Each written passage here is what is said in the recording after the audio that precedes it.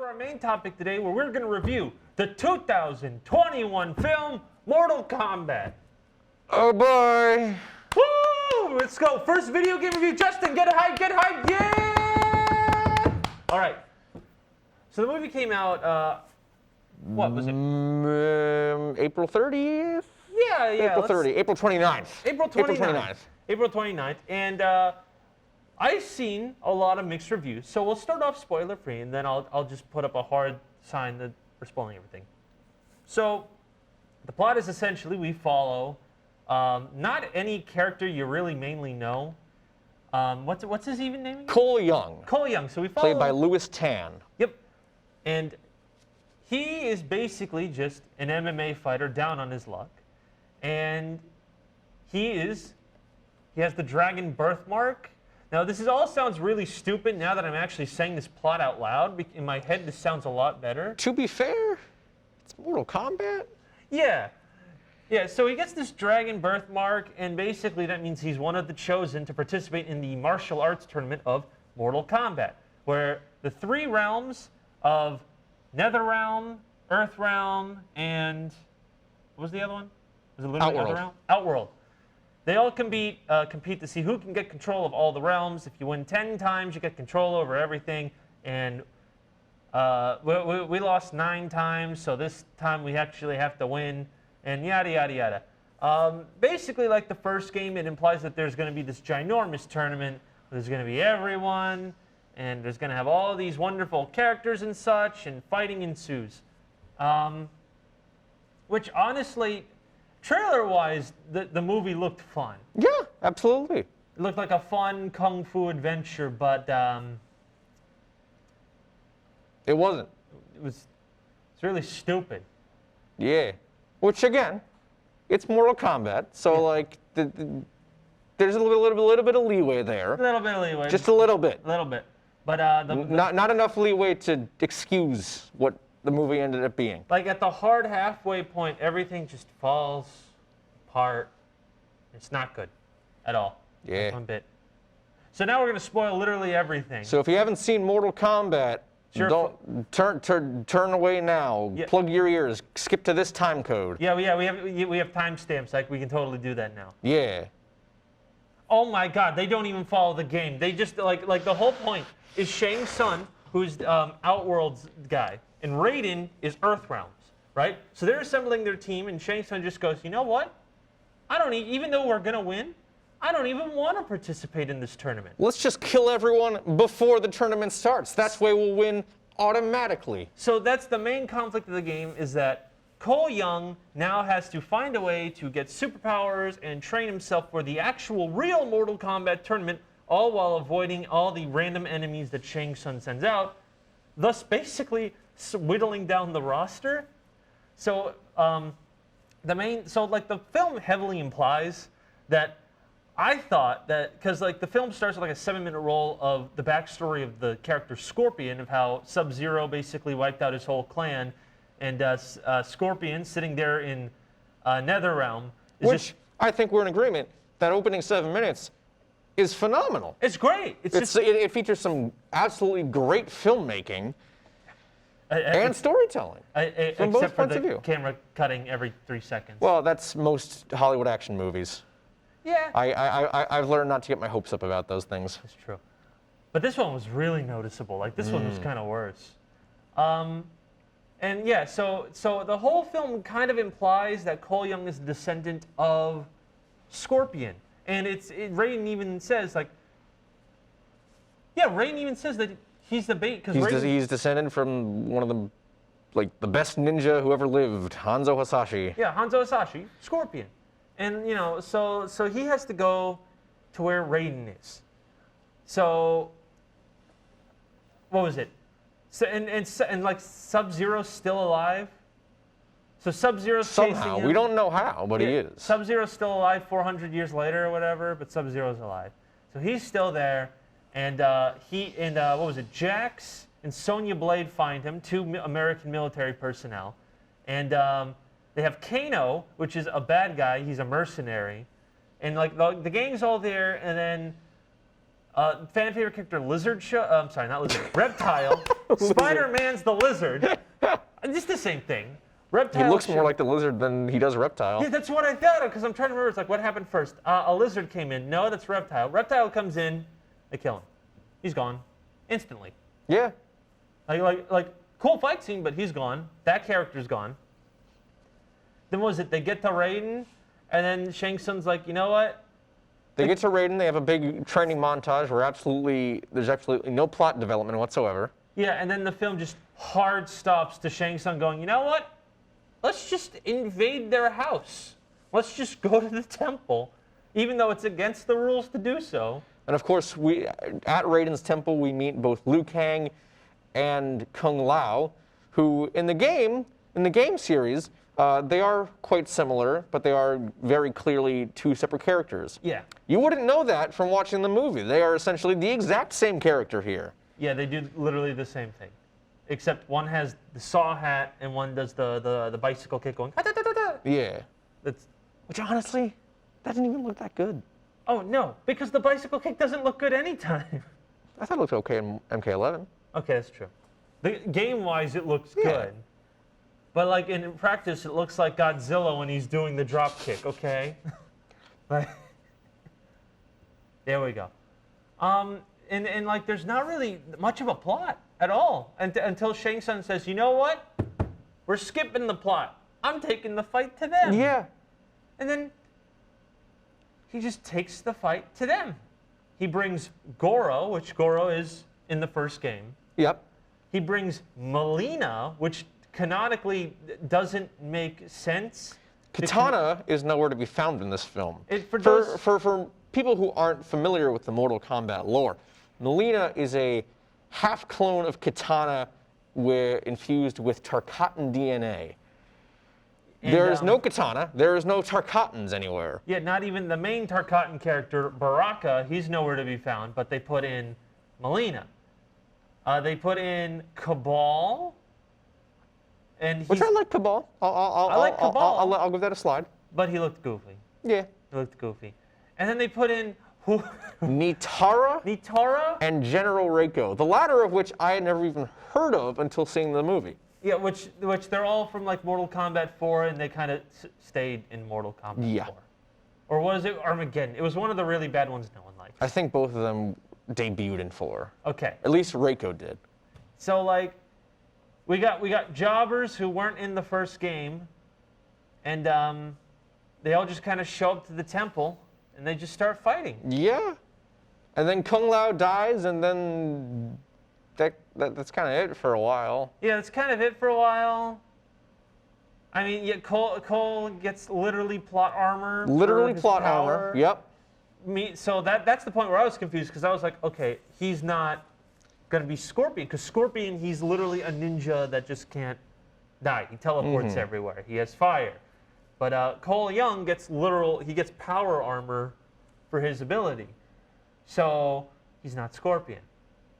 So I don't know where that plot went. Like, it wasn't me, or did you feel like they were kind of building him up to be, like, he was either, something with Scorpion was going to happen to him where, like, he either gets Scorpion's abilities, he turns into Scorpion, like, something. Not necessarily that. I mean, obviously, they made it very clear that he was related to Scorpion, but I didn't really see them going anywhere with that particularly. Well, because they gave him the kunai that Scorpion had. Did they? Yeah, they gave, like, I could have sworn Raiden's like, here's a kunai that he had.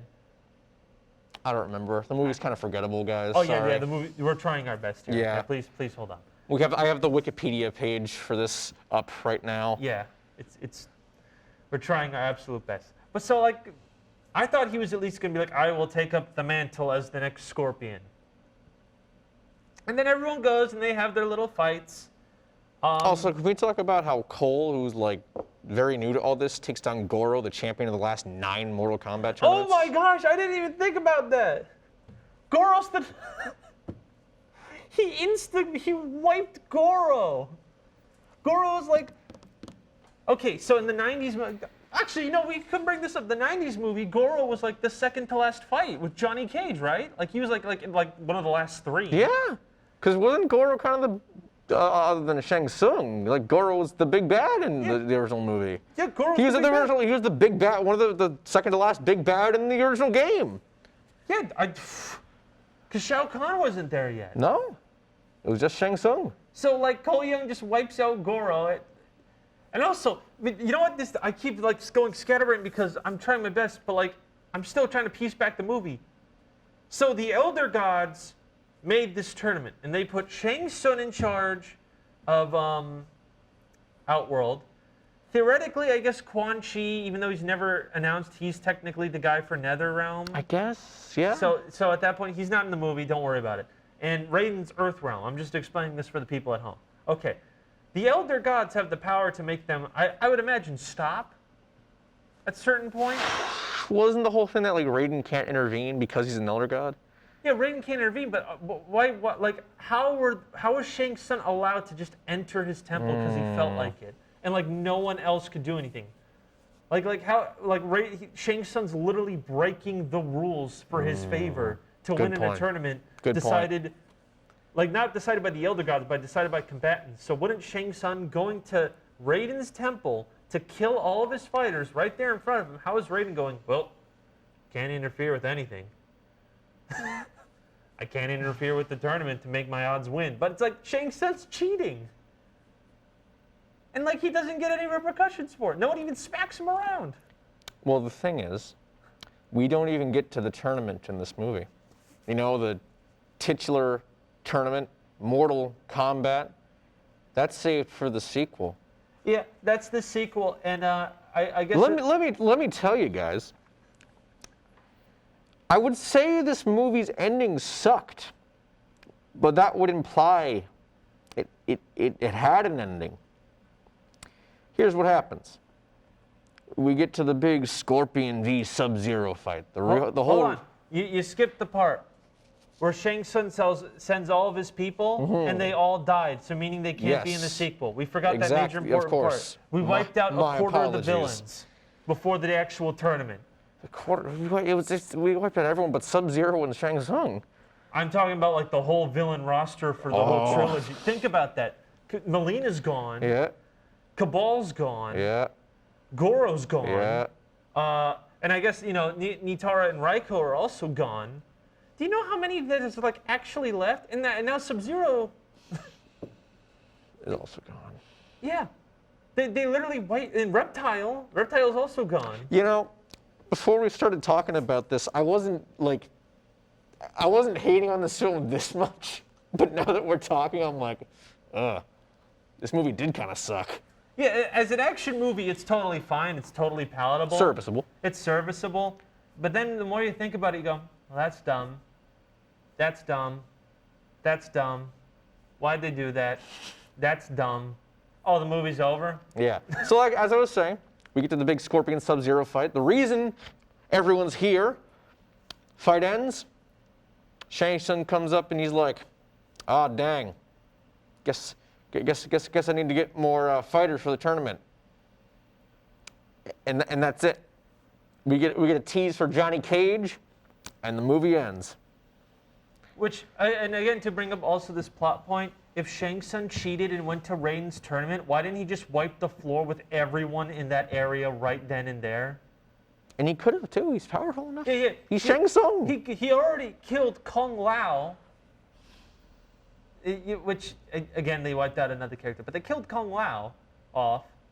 So why didn't Shang Tsung why did he go, oh, well, I guess I need more fighters for the real tournament. This film didn't go well. And then he left. And why didn't he just pick up Cole, stole his soul, left?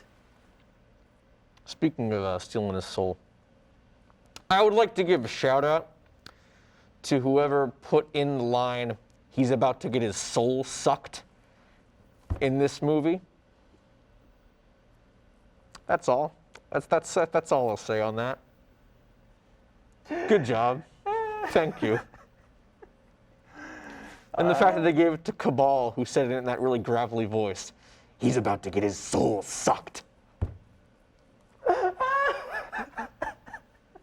line totally faced me the first time until I saw the GIF of it. I've been seeing so many memes about it because it's just such a bad line. It's so bad. It was said so confidently. So, and then also, I guess to tie up the last part, the Scorpion and Sub-Zero fight. So I was thinking, Cole Young is going to be the next Scorpion. No, Scorpion shows up. Like literally out of nowhere. Yeah, Cole's getting kicked by Sub-Zero, and then all of a sudden Scorpion just gets launched back, and you hear Scorpion saying, "Get over here," and he's just there. Yeah, he's just. Where did he come from? Where did he come from? Where did he? No, like I have no clue. I was really hoping you were going to continue that. I knew what I was doing, and I didn't want to give anyone the satisfaction. Like he just shows up saying, "Yup, he said the whole entirety of his backstory in one sentence, like, "Yup, my hatred made me come back." Ba-bam! And then he just beats the hell out of Sub-Zero. Yeah. And like it's confirmed they killed him, right? I'm trying to remember this. I mean, he burned alive. Okay, I imagine he did. And they also don't imply, because there's more than one Sub-Zero. What are we at? We're at Sub-Zero 3 now? 3. I thought there was a second Sub-Zero. I thought there were only 2. I thought there was 3. There's Bi-Han. There's Bi-Han, and he turns into Noob. And then there's Kuai Liang. Oh, then who's the one that turns into Cyber Sub-Zero? I think that's Kuai Liang. So then who's the one that's alive now? I think they brought Kuai Liang back from the dead. Like they gave him his body back somehow. Oh, I always thought it was 3 different ones. I'm pretty sure it was always Kuai Liang. Huh. Justin, can you confirm that? Is that the case? Yeah, hold on, Justin. How many Sub-Zeros are there? I'm pretty sure Cyber Sub-Zero is Kuai Liang, and then they did some weird necromancy stuff to give him his body back. Weird. Because I could have sworn that was the second Sub-Zero. But then again, I haven't played Mortal Kombat 9 since I was in like middle school. Fair. So like 2. It is 2. Okay. It is 2? 2. Okay, it is 2. You're right. But like, we're keeping that part in totally because that does beg the question. There's more than one Sub-Zero.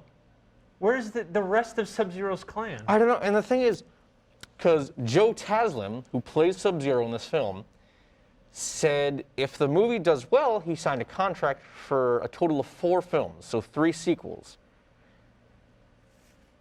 But he died, and we have absolutely no teasing for Quan Chi or Noob Saibot.